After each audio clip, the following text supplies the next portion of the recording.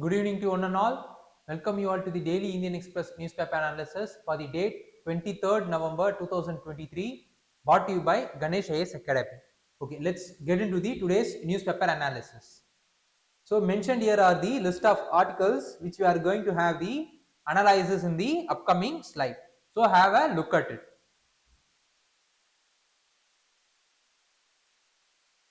Okay, let's move on to the analysis of each and every article one by one. Goldfish. The news is related to the goldfish. So under prelims, it is related to economic and social development. Similarly, under mains GS paper 3, economic and development, under subtopic called Indian economy and issues relating to planning, mobilization of resource, growth, development and employment. Okay, let's move on to the news. Black spotted croaker or the goldfish has been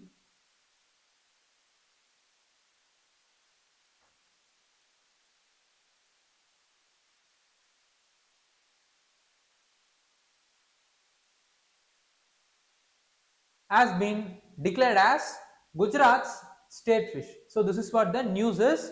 And why was goldfish has been chosen apart from the fishes like pomfret, ribbon fish, Bombay duck? These are all the fishes that were in contention to get declared as the Gujarat's state fish, but goldfish was chosen among those fish.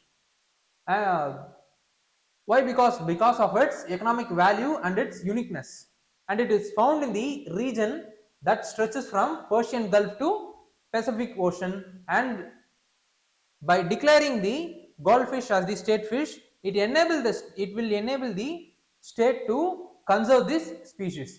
So the major reason is for its economic value and at the same time for its uniqueness. So that is the reason why it has been chosen as the state fish. And the commercial importance. What is the commercial importance of the goldfish is, see, being an expensive, it is an expensive fish, so that a common people could not able to afford it. But it has a huge market in China as well as the other country, and at the same time it is also having the medicinal value. And apart from China and other Southeast Asian countries, the meat of the fish is exported in terms of frozen fillet to the European market. And at the same time, the air bladder of the fish is cut open from the stomach, and that air bladder itself is having a huge demand in the Chinese market. So this is what the commercial importance the fish has. And apart from it, a kilogram of goldfish fetches between nearly 5,000 to 50,000 in Gujarat. So we could able to see that a kilogram of goldfish is costing around 5,000 and it fetch around 15,000, so that a common people could not able to afford it. And the total cost of the entire fish will amounts to 25,000. So that kind of economic value it has. So this is what the thing is about. What is the overall Gujarat fish export of the Gujarat is? See, during 21-22 year, the total fish production of Gujarat was estimated at 8.74 lakh ton, which cost around 11,000 to 21 crore. And of this, nearly 2.3 lakh tons have been exported to the fish, and the fish product have been exported to other countries, which amounts to nearly 5.2 k crores. So these are all the things with relation that is related to goldfish. And what are the areas that we need to be further aware of is, we should be aware of Sampada scheme as well as the Bharatmala scheme, and also the other fishing industries in India, which are all the states that has huge potential for promoting the fisheries in India. These are all the things which we need to be further aware of. And with this, we have reached the end of this topic.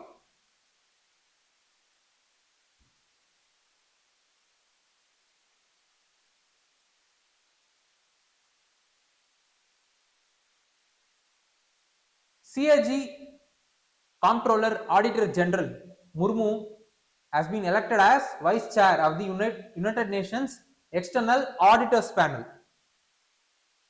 So under prelims, it is related to current event of national as well as international importance. Similarly, under mains it is related to GS paper 2 international relation under a subtopic called important international institution agencies, fora, their structures and mandate. Okay, let's move on to the news. As I said, our Comptroller Auditor General MURMU has been elected as the Vice Chair of the United Nations Panel of External Auditors, and this recognition underscores India's commitment to the highest standard of external audit. So this panel of external audit composed of heads of 12 supreme audit institutions globally, and they will be overseeing audit of United Nations Secretariat, funds, programs and specialized agencies. This is what the importance this committee has, and it also conducts performance and compliance audit of United Nations entities. So this is what the thing is about. So let's have looked into Comptroller Auditor General of India. He is the head of India's audit as well as accounts department, and he is the guardian for the public purse, and he controls the entire financial system of the country by upholding the Constitution of India and the law of Parliament in the field of financial administration. So this is what the Comptroller Auditor General of India is about. And what is the challenges the CAG faces in India is it has limited power. Why? Because if a CAG is asking any document to the ministries or department, means that the authority or the power to enforce those decisions is limited with respect to the CAG, and there is lack of role clarity. For example, government's PPP project, that is public private projects, and certain government sectors, so government corporations are not under the control of that, are not under the auditing control of the CAG, and there is some dicey area which needs role clarity, like in the case of public private partnership, and there is conflict of interest in appointment. Why? Because this, see, the CAG is the constitutional body, but the appointment the appointment of the CAG comes from, first the cabinet secretary will be preparing a list of the potential candidate for the CAG, and he will be moving it to the Ministry of Finance. Ministry of Finance will further refine those candidates, and they will be moving it towards Prime Minister of India, and there the final decision will be made. So from this itself we could be able to see that it is the government authority that is responsible for appointing the CAG, despite the CAG being the constitutional body. So there is a conflict of interest that is prevailing. So what is the reforms that is needed is the public private partnership, Panchayat Raj institutions, and then certain government funded societies need to be brought under CAG, and so that there won't be any kind of role clarity, the confusion with relation to the role clarity. Secondly, CAG Act 1971 need to be amended in a way that it will be in tune, or it could able to keep pace with the changing nature of the governance. Thirdly, CAG should be made dynamic along with the changing nature of the global governance, like in the case of climate change governance, sustainable development governance that is happening in the international forum.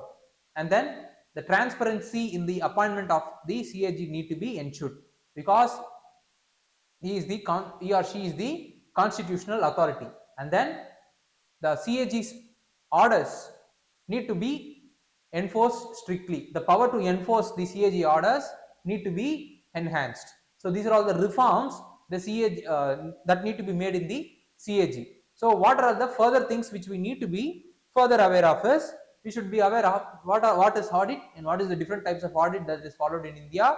Secondly, we should also be aware of types of audit.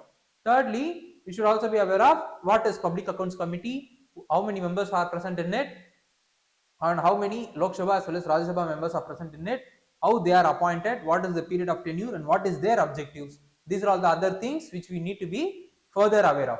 And with this, we have reached the end of this topic.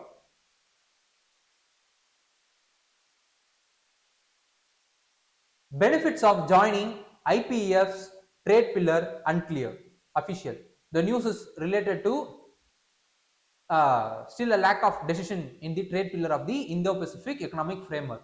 So under prelims, it is related to current event of national as well as international importance. Similarly, under mains, it is related to effect of policies, politics of developed and developing countries on India's interest and Indian diaspora.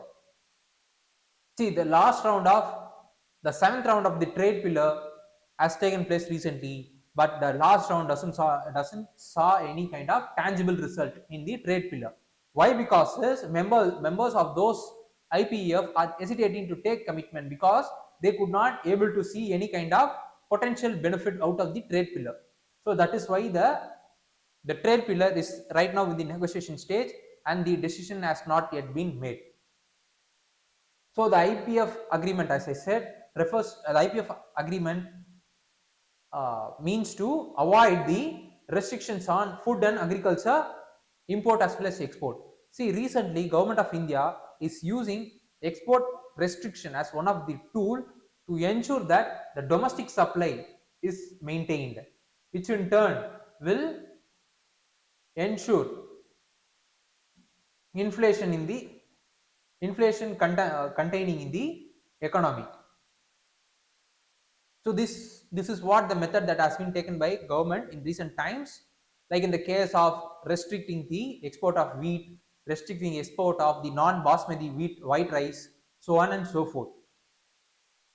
But this IPEF trade related pillar agreements is having a heavy restriction on imposing those kind of export or import restriction, most importantly on food and agriculture system.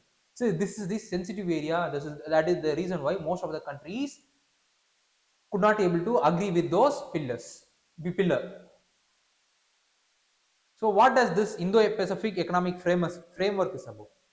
See, under United Nations, it was launched under the leadership of United Nations. It was launched, and it has 4 pillars. First is trade.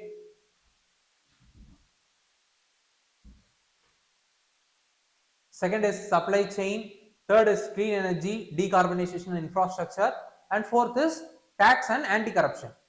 So these are the four pillars that comes under IPEF, and India is part of supply chain, clean energy and decarbonization and infrastructure, and the tax and anti-corruption pillar. The second, third and fourth pillar India is member of. The first pillar India is not a member of.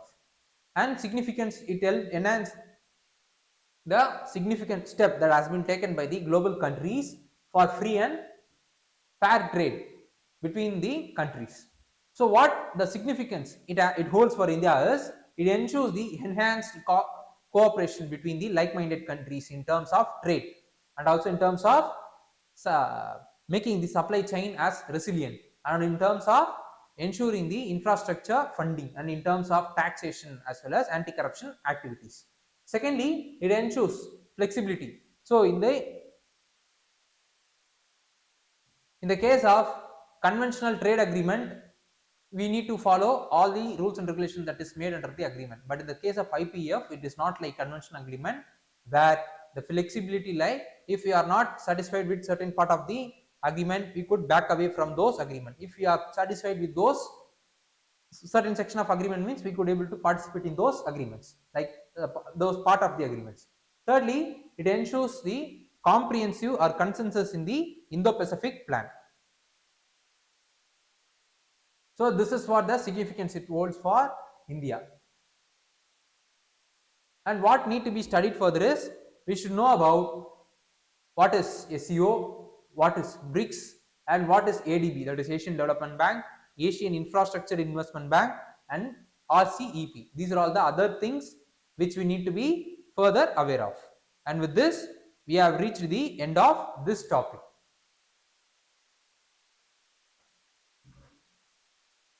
Eight states in Northeastern selected for tourism development.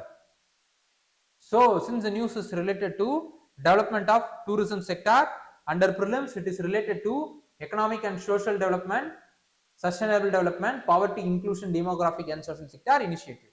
Similarly, under mains, it is related to Indian economy and issues relating to planning, mobilization of resource, growth, development and employment. Okay, let's move on to the news. See, 15 out of the total 50 countries that is selected for destination management comes from the northeastern states. This includes one from Manipur and two from each of the other northeastern states apart from Manipur. And Ministry of Tourism in 2022-23 has revamped the Swadesh Darshan scheme to Swadesh Darshan 2.0 so that the tourism sector gets boost post the pandemic. So let's have a look into what does this Swadesh Darshan scheme is about. It is a scheme that is being implemented by Ministry of Tourism and it is the central sector scheme and it ensures the developing the critical tourism infrastructure and it comes under the scheme 15 circuits have been identified for development and this Swadesh Darshan scheme has been revamped in, as I said in previous slide, in 2022-23 period as Swadesh Darshan scheme 2.0 where it aims is to develop this sustainable and responsible tourism destination. So this is what the details with relation to the Swadesh Darshan scheme is about. Let's move on to what is the challenges. The challenges our tourism sector faces. It faces because of lack of infrastructure. Secondly, safety and security issues on the tourist provider and also the people those who are receiving the service is one of the major issues. Thirdly, lack of integrated tourism policies also acting as hindrance for the growth of tourism sector in India. And fourthly, it is the high taxation, that is high taxation across tourism related sectors like airport or airlines as well as the hotels as well as the other thing event management so on and so forth that is related to tourism is suffering because of high taxation. Thirdly, lack of human resources for developing that skilled human resources for developing the tourism sector is also hindering the tourism related activities and industry in India. So this is what the challenges the tourism faces in India. What is the things which we need to be further aware of is we should be aware of sustainable development goal. What does it mean? What are all the goals that comes under it? Secondly, we should know about Ek Bharat, Shastra Bharat. What does it mean? And thirdly, we should also be aware of Incredible India 2.0 campaign. So these are all the things which we need to be further aware of. And with this, we have reached the end of this topic.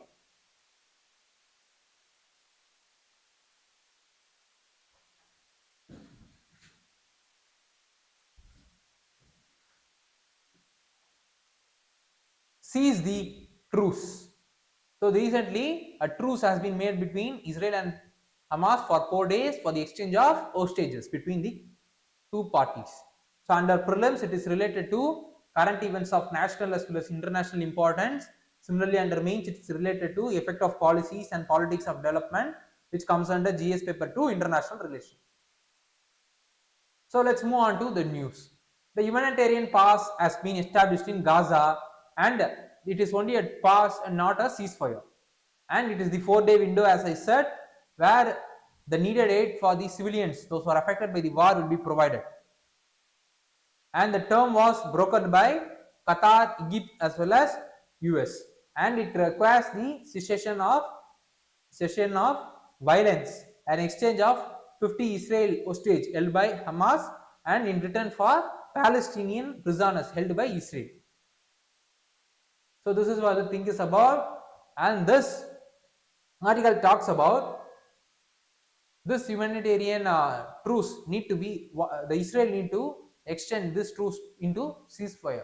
On the other hand, Hamas need to realize that the this violence will again is going to affect those civilians only. This is what the conclusion that has been made by the article, and this article has quoted the recent suggestion made by India at the BRICS summit. First, it is the first step that need to be taken with relation to the war is humanitarian aid and cessation of hostilities. Secondly, both terrorism and military attacks on the civilians must be stopped. Thirdly, it is the two-state solution that ensures safety and security for both set of the peoples. So this is what the suggestion that has been made by India in the BRICS summit. And along with it, Israel as well as the Hamas need to understand that violence does not lead to lasting peace. This is what the thing that has been mentioned in the news. So what are the things which we need to be further aware of is, we should be aware of what is UNSC, their structure, function. Secondly, we should also be aware of BRICS, their structure, function and their mandates, and what are the other wings that is related to BRICS, and map of the Middle East. These are all the other things which we need to be further aware of, and with this we have reached the end of this topic. Okay, let's move on to today's practice prelims question. So mentioned here is the today's practice prelims question. I want those students, those who are watching this session online, please do comment the option point for the question which you are seeing right now on the board. Okay, with this we have reached the end of this topic. So please do like, comment, share as well as subscribe Ganesh IAS YouTube channel so that you could able to receive daily notification with relation to the current affairs and any other important thing that is a session or that is related to the exam that will be brought in the future by the Ganesh IAS Academy. That will also be notified once if you are subscribe and hit the bell icon. Thank you.